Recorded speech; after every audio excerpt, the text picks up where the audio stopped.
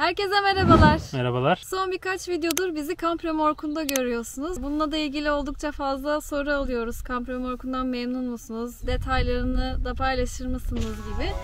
Merhaba. Herhangi bir araç markasına mı yaptırdınız yoksa? Çarpışan Türk diye bir firma var. Direkt onlardan aldık. Biz özel olarak yapmadık yani. Anladım. Çok teşekkür ederim. Rica Sağ olun. ederim. Bu video özellikle Kamp Römorku'nu inceleme ve Kamp Römorku'nu merak edenler için detaylı bir bilgilendirme videosu olsun istedik. Öncelikle genel hatlarıyla inceleyelim römorkumuzu. Ondan sonra da daha detaylı parça parça birlikte bakıyor olalım.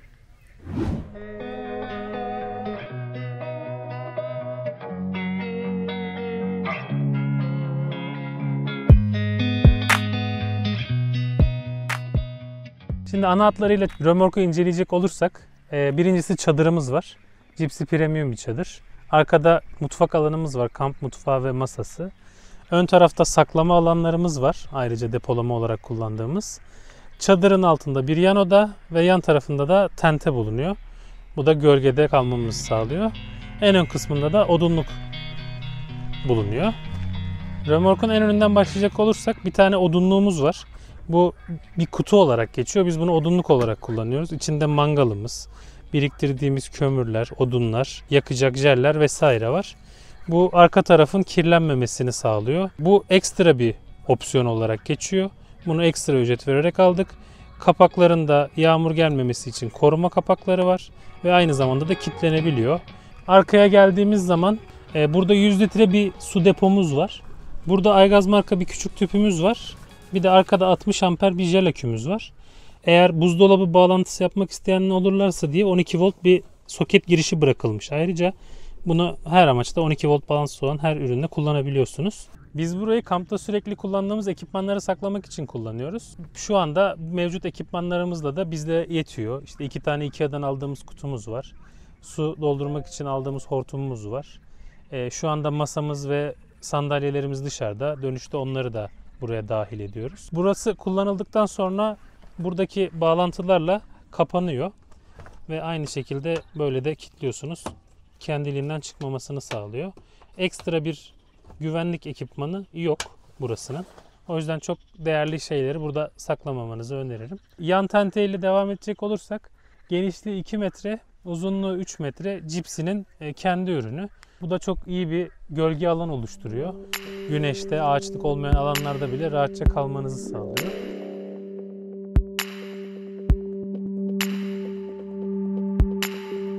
Tekerlerimiz normal karavan tekerlerinden oldukça büyük. Bunu offroad tipi yerlerde de rahatça kullanmanıza imkan sağlıyor. Ayrıca sadece offroad'da değil, normal yolda giderken de 110-120 hızlarında arabayla aynı hızda seyredebiliyorsunuz.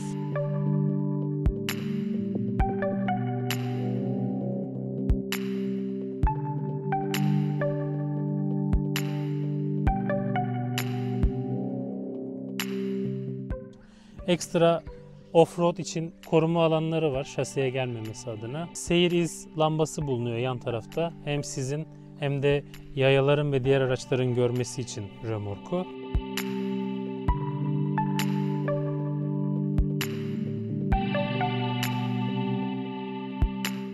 Bir de böyle minik bir mutfağımız var ki bu çok iş gören bir mutfak. Özellikle kamp tesislerine falan gitmektense böyle doğada ıssız bir yere gidiyorsanız işte çeşmedir, lavabodur bunları bulmak zor olabiliyor. Şimdi şöyle açılıyor. Ben önce şu kilidinden göstereyim. Bu kilitler de oldukça güzel, sağlam kilitler. Normalde şöyle kilitleniyor. Bunu şöyle açıyorsunuz. Daha sonra şuradan bir tezgah çıkıyor. Bu bayağı bildiğiniz mutfak tezgahı gibi. Şöyle yanından kaldırıp tamam. Böyle bir tezgah alanı. Burada yemeklerinizi hazırlayabilirsiniz veya bir şeyler koyabilirsiniz.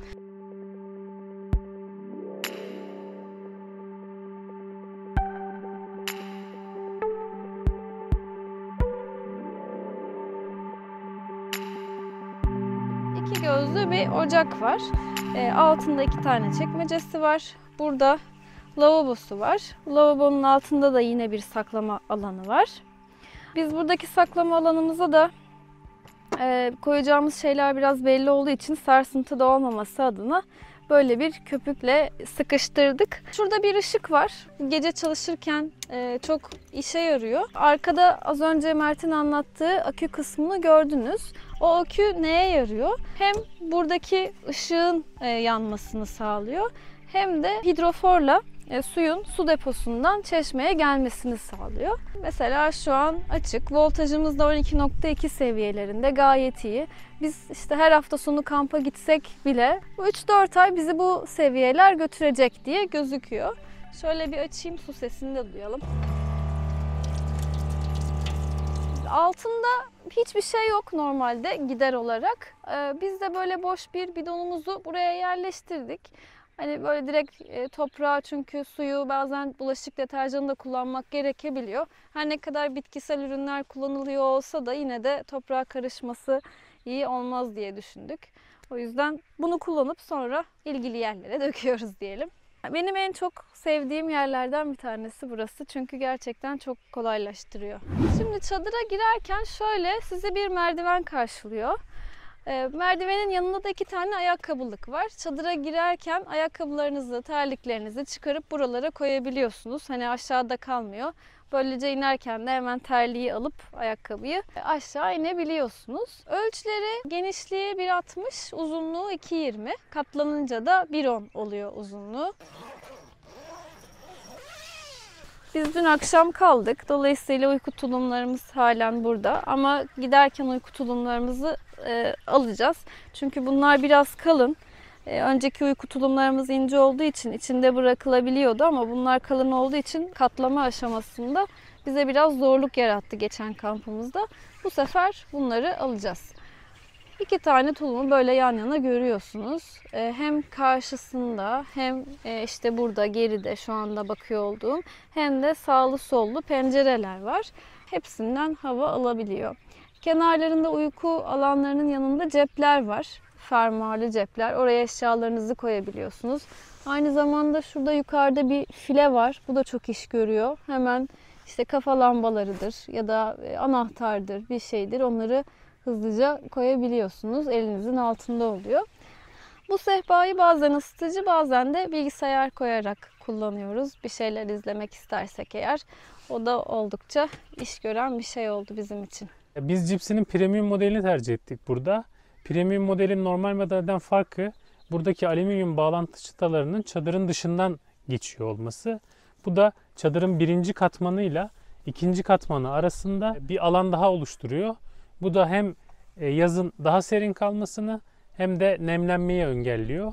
Arada hava akışı sağladığı için ekstradan.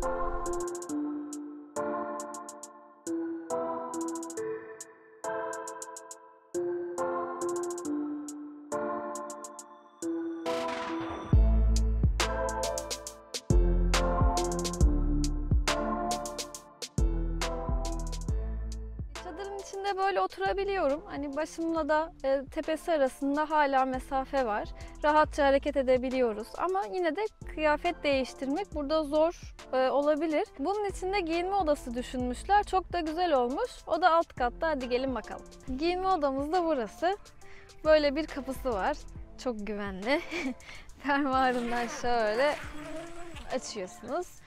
4 tane aslında ayağı var. Bu ayaklarını yere sabitliyoruz. Ondan sonra kullanmaya başlıyoruz. Altında herhangi bir malzeme yok. Burası böyle zemin.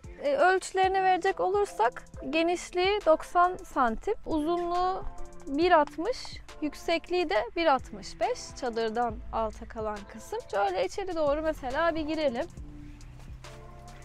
Burada minik bir penceremiz var. Sineklikli yine bu pencerede. Ben burada rahatlıkla üstümü değiştirebiliyorum. Mert de birazcık hani eğilerek değiştiriyor. Ama yine de tabii ki çadırın içindense daha iyi. Bir de biz bu alanı akşam en son yatacağımız zaman masamızı ve sandalyeleri koymak için de kullanıyoruz. O yüzden de pratik oluyor. Bir de şöyle arka taraftan gelen duş başlığımız var. Bu duş başlığı yine su deposuna bağlı. Şurayı sıktığım anda şimdi buradan su gelecek. Deneme şansımız olmadı. Hep hafta sonları bir günlük kampına gittiğimiz için buna ihtiyacımız olmadı, ama daha uzun kamplarda çok iyi bir çözüm. Bunu şöyle isterseniz cırtından sabitleyebilirsiniz. Sabitledim, atıyorum. Şöyle sabitledikten sonra buraya basarım.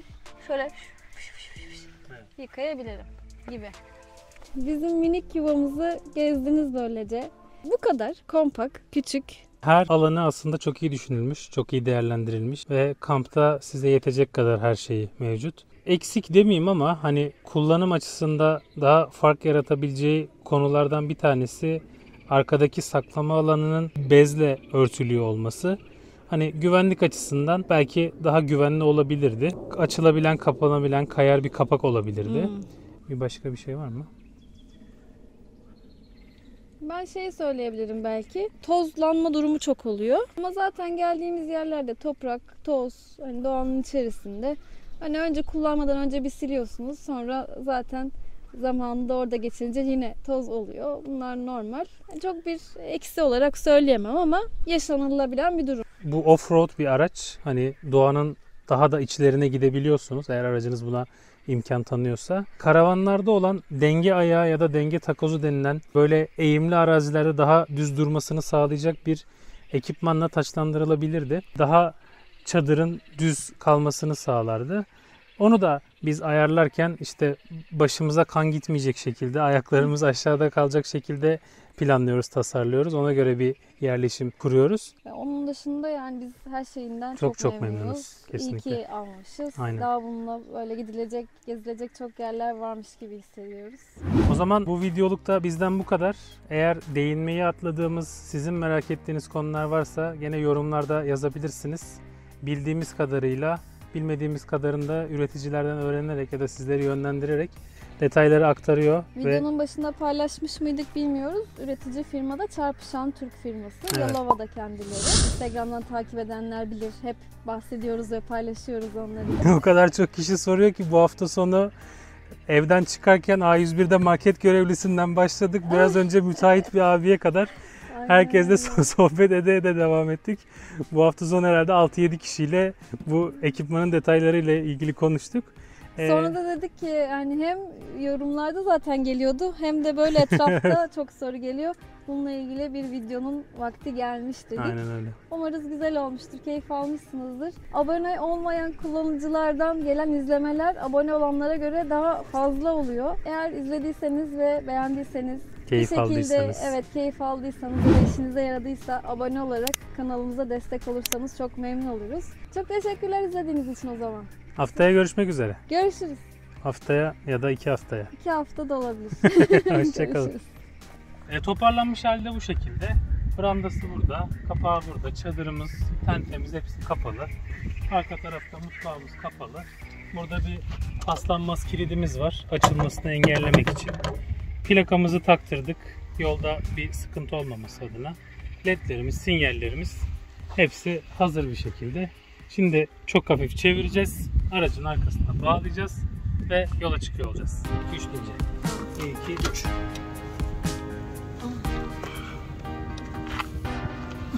Biraz yokuşta mı yapıyoruz bu işi?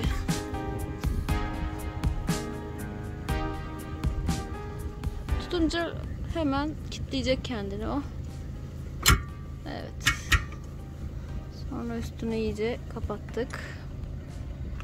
Yakaladıktan sonra da bu tekeri yukarı kaldıracağız.